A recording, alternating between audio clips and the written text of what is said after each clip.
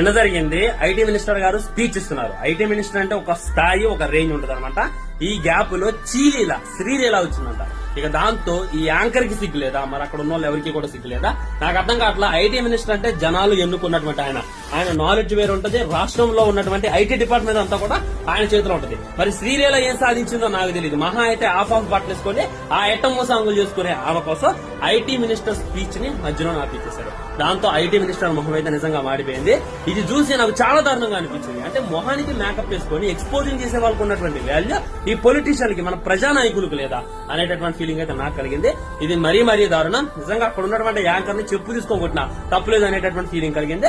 అక్కడ ఏదో ప్రముఖ వ్యక్తి వచ్చిండు అంటే ఆయన స్పీచ్ ఆపొచ్చు, శ్రీలీల వచ్చింది అనేటటువంటి రీజన్ తో ఈ స్పీచ్ ఆపడం అయితే మరీ దారుణం అయ్యా. నిజంగా అక్కడ ఆయన ఉన్నాడు కాబట్టి సైలెంట్ గా ఉండటం, ఎక్కడ నెగ్గాలో కాదు ఎక్కడ తగ్గాలో తెలిసినటువంటి. అదే మన బాలకృష్ణ గారు అంటే దిబిడి అయ్యేది పాటికి ఝాన్సీ.